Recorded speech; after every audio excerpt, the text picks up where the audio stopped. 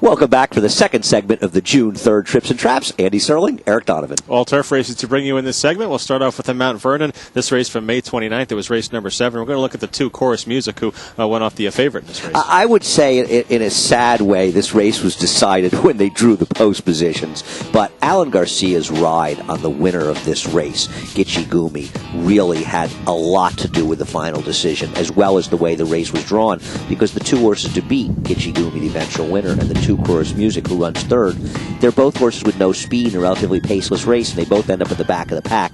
The difference is Chorus Music gets stuck inside. That's right, and you saw jockey Alex Solis kind of tap on the brakes in the beginning stages of the race, not wanting to go on with it, wanting to sit back and do what Chorus Music does best, make that later on. The only problem is, when you got your chief rival toward the outside there and a couple of horses in front of you got to hope to get a little bit lucky with running room, and that just doesn't happen for Chorus Music. Yeah, it's a very tricky situation, because Chorus Music, he was favored here. Probably they should have been very similar prices. Gypsy Gumi was coming out of open races, but they were very clearly the 2 to anybody looking, and even on the odds board.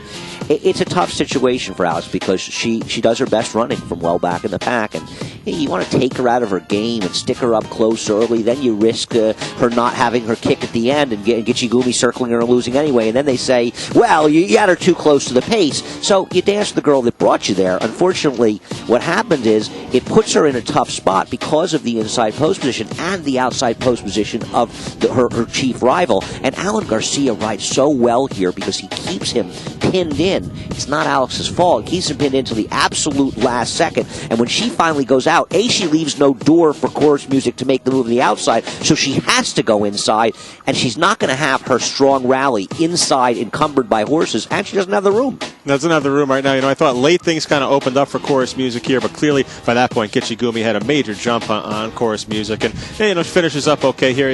Would have liked to see her maybe get a little bit closer at the finish, but all in all, I thought Chorus Music, the race obviously decided, as you said, obviously decided at the top of the stretch, but as you said, probably decided at the draw. Right. Listen, I don't make too much of the fact that she was running away from her rivals at the end. It's hard to make those runs inside. Some horses will do it, some horses won't. These horses will meet again. I don't know necessarily that Chorus Music is the better horse than Gypsy Gumi, but with a fairer trip, or 2 horses both having fair trips, it'll be interesting to see how much closer they get. It would definitely be closer, I agree. We'll take a look at another turf race with some maiden claimer, $25,000 for fillies and mares, going a mile and a 16th, race 10 from May 29th. Yeah, we're going to look at a horse, Gypsy Preacher, is easy to watch. We like the grays, because the grays are always easy to see. And this was a horse who was favored here, and also was putting on 2 aluminum pads, I think, for the first time. I don't think the pads affected her as much as a trip. And if she had gotten a clean run in here, she would have won. She would have won, but another situation where this was the right time, the right kind of field to have a horse like Gypsy Preacher, and expect a victory here. And you see Gypsy Preacher just being rated down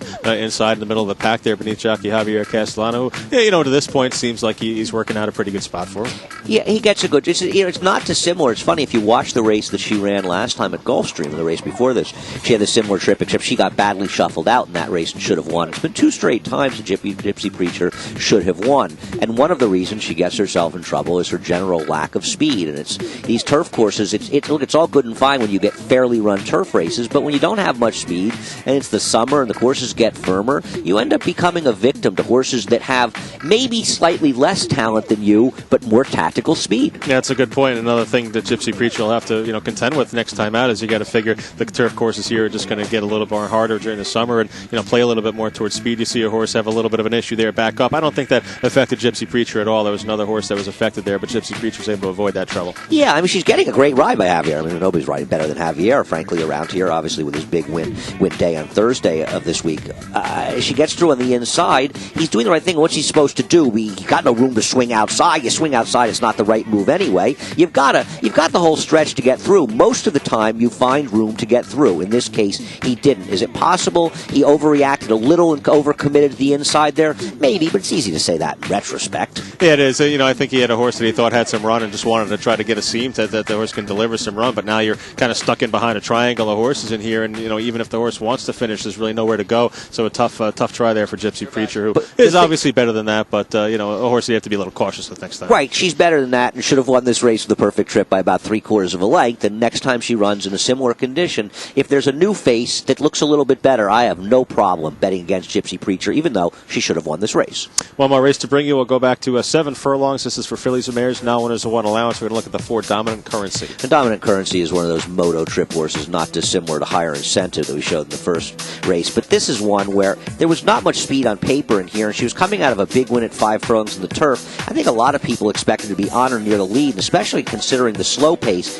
I think Rajiv Mirage made a mistake in this race, and he won with Tisway in the big race a couple of races later, making no mistakes. But this is one I imagine Raj would like to have back. And we talk about horses, and this is something that Richie will talk about, Migliori, horses moving forward for position.